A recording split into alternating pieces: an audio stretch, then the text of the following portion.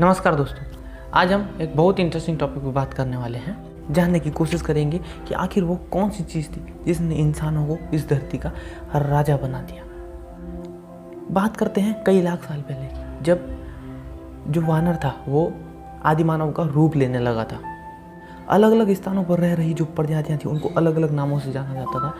जैसे यूरोप में रह रही प्रजातियों को निएंडरथल्स के नाम से, एशिया में रह रही प्रजातियों को इरेक्टस के नाम से, होमो इरेक्टस के नाम से। वैसे ही अफ्रीका में जो प्रजातियां थी, आरंभिक प्रजातियां, उनको ऑस्ट्रालोपिथिकस के नाम से जाना जाता था। ऐसे अलग अलग स्थानों पर रह रही सभी प्रजातियों के अलग अलग नाम थे। बट जिसे आज हम होमो सेपियंस कहते हैं वो वही ऑस्ट्रालोपिथिकस प्रजाति थी जो अफ्रीका से शुरू हुई थी और आज पूरे विश्व में सिर्फ उसी का राज है। 1 लाख साल पहले तक भी, यानी आज से 1 लाख साल पहले, 1 लाख साल BC तक भी जो प्रजातियां थी, जितनी भी अलग अलग द्वीपों में रह रही प्रजातियां थी, उनमें किसी में कोई खास डिफरेंस नहीं था।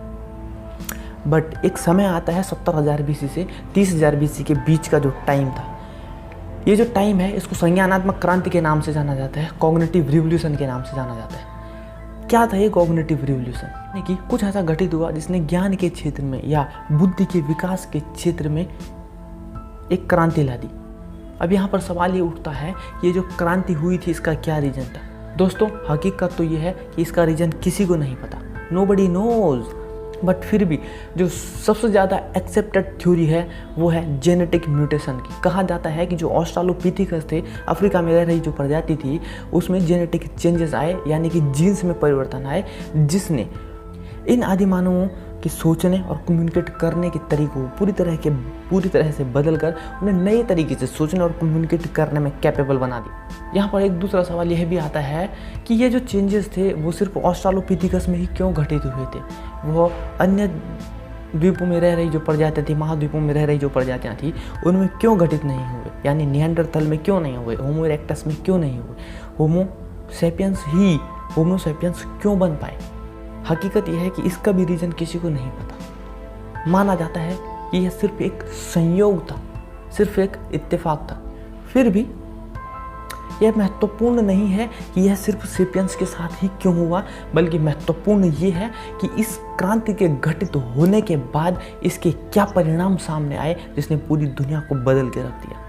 सेपियंस के सोचने और कम्युनिकेट करने के तरीके में ऐसा क्या खास था जिसने उन्हें इस धरती का राजा बना दिया?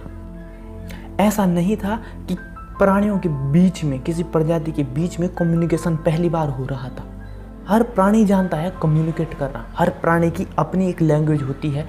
जैसे मैं आपको एग्जांपल देता हूँ, जो मधुमक्खी होती है वो अपनी साथी मधुमक्खी को यह बताती है कि जो भोजन है उसका सोर्स कहाँ पर है। जो चींटी होती है वो भी भोजन का ठिकाना अपने साथी चींटियों को बताती है। और यह भी नहीं कहा जा सकता कि जो वर्बल कम्युनिकेशन था वो पहली बार हो रहा था, क्योंकि आज भी बहुत सारी जो प्रजातियाँ हैं, प्राणी हैं, ऑलमोस्ट सभी प्राणी, उनकी अपनी एक लैंग्वेज होती है और वो वर्बली कम्युनिकेट करते हैं। आपने कई बार बंदरों को चीखते चिंगारते सुना होगा। पक्षियाँ आपस में वर्बली कम्युनिकेट करती हैं। तो वर्बल कम्युनिकेशन भी ऐसी वो चीज़ नहीं थी जो हमें अलग थी। सभी प्राणी अपनी अपनी भाषा में वर्बली कम्युनिकेट करते हैं। एक तोता वो हर बात बोल सकता है जो न्यूटन बोल सकता था। फोन की घंटी की आवाज़ एक तोता निकाल सकता है। तो क्लियर हो गया कि हमें जो भी श्रेष्ठता रही हो, बट वो वर्बल कम्युनिकेशन की श्रेष्ठता तो नहीं थी। तो फिर अब आपका क्वेश्चन होगा कि फिर हम में ऐसा था क्या जिसकी वजह से हम इस धरती को जीतने के काबिल बन गए? दोस्तों, इसका आंसर है the extreme flexibility of our language. हमारी भाषा बेहद लचीलापन। हम कुछ अक्षरों, कुछ शब्दों को जोड़कर असीमित भाषा बना सकते हैं।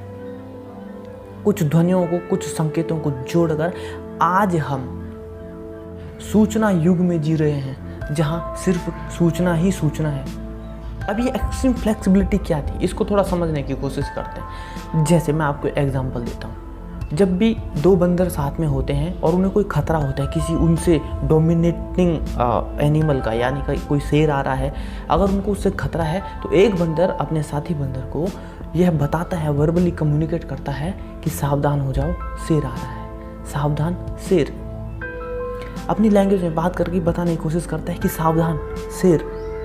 बट यहीं पर डिफरेंस आ जाता है हमारी अपनी लैंग्वेज में। जब किसी इंसान को अगर शेर दिखा और अपने दोस्त को बताना चाहेगा तो वहाँ पर एक पूरी लंबी कहानी बता देता है, उसको बताता है कि शेर है तो पेड़ पे चढ़ जा, या फिर ये बता सकता है कि 1 साल पहले मेरे दादाजी ने इसी जगह पर शेर देखा था।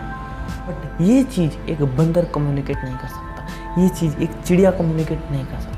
वो उस हर चीज़ के बारे में बात कर सकते हैं जो एग्जिस्टिंग है, जिसको वो देख सकते हैं, सूंघ सकते हैं, छू सकते हैं, बट वो उस हर चीज़ के बारे में बात नहीं कर सकते जिसे वो ना देख सकते हैं, ना छू सकते हैं और ना सूंघ सकते हैं। यानी कि वो पास्ट की बात नहीं कर सकते, वो फ्यूचर की बात नहीं कर सकते, वो ओनली प्रेजेंट की बात कर सकते हैं। इसका मतलब ये हुआ कि जो हमारी भाषा थी वो गप सप करने का एक तरीका बन गई।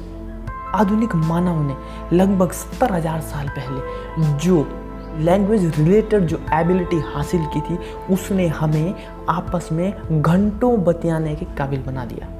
यह जो गपबाजी का सिद्धांत है वो आपको एक मजाक लग सकता है, लेकिन स्टडीज़ इस चीज़ को प्रूव करती हैं कि हम जब भी बात करते हैं, दो इंसान जब भी आपस में बात करते हैं तो उसमें से 90% चीज़ें या 90% बातें वो होती हैं जिनका एक्चुअल में कोई मीनिंग नहीं होता। यानी कि मोस्ट ऑफ द टाइम हम सिर्फ गप सप कर रहे होते हैं, और हम ये गपबाजी भी इतनी आसानी से कर लेते हैं, ऐसा लगता है कि जैसे हमारी लैंग्वेज बस गप सप मारने के लिए ही विकसित हुई हो। कोई फिजिक्स का प्रोफेसर, 2 फिजिक्स प्रोफेसर आपस में मिलते होंगे तो आपको क्या लगता है, क्या वो क्वांटम फिजिक्स के बारे में बात करते होंगे? नहीं करते होंगे, लेकिन कभी कभार मोस्ट ऑफ द टाइम्स वह भी किसी दूसरे प्रोफेसर के बारे में बात कर रहे होते हैं जो कि मीनिंगलेस होता है। या फिर जब भी इतिहास के 2 प्रोफेसर कैंटीन में खाना खाते टाइम आपस में मिलते होंगे तो क्या वो राजा अकबर के बारे में बात करते होंगे? ऐसा हो सकता है, लेकिन स्टडीज़ प्रूफ करती हैं कि 90% of the times they just talk about meaningless things. यानी कि वो किसी दूसरे प्रोफेसर के बारे में बात कर रहे होंगे या फिर वो किसी भी ऐसी चीज़ के बारे में बात कर रहे होंगे जिसका कोई मीनिंग नहीं है। इसी कारण इंसानों ने उस हर चीज़ के बारे में बात करने की सामर्थ्य हासिल कर ली जिसका एक्चुअल में कोई एग्जिस्टेंस नहीं है, कोई अस्तित्व। यह जो एबिलिटी है यह सिर्फ और सिर्फ हम सेपियंस के पास है। हमने जिसे कभी देखा नहीं, जिसे कभी सूंघा नहीं, जिसे कभी छुआ नहीं, हम उस हर चीज़ के बारे में बात कर सकते हैं। यहाँ पर आप देख रहे होंगे ये जो एक इमेज है ये इसी टाइम पीरियड के बीच की है, 70,000 से 20,000 BC के टाइम की। आप इसे जो मिथकों की दुनिया शुरू हुई उसका एक बुनियाद मान सकते हैं। यह जो पिक्चर है इसमें एक शेर और एक इंसान दोनों को मिलाकर एक इमेज बनाई गई है, जबकि एक्चुअल में ऐसी कोई चीज़ एग्जिस्ट नहीं करती। या तो शेर इंडिविजुअली एग्जिस्ट करता है या तो फिर इंसान इंडिविजुअली एग्जिस्ट करता है। तो यहाँ से हमने कहानियाँ बनानी शुरू कर दी थी। यही वो समय है 70,000 से 20,000 30,000 साल पहले के बीच का, जब मिथक, देवता, धर्म हर चीज़ ने रूप लिया। संज्ञानात्मक क्रांति के साथ ही मिथक, देवता, धर्म, भगवान ये सारी चीज़ें प्रकट हुई। इसका मतलब ये है कि हमने कहानियाँ बनाना सीख लिया था और उसके बाद हमने बहुत सारी कहानियाँ बनाई।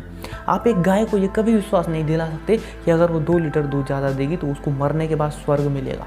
आप एक बंदर को ये विश्वास कभी नहीं दिला सकते कि अगर वो अपने हिस्से के केले आपको दे दे तो उसको मरने के बाद स्वर्ग मिलेगा। लेकिन ये विश्वास हम हर इंसान को दिला सकते हैं कि अगर वो ऐसा करेगा तो उसको स्वर्ग मिलेगा, अगर वो वैसा करेगा तो उसको स्वर्ग मिलेगा।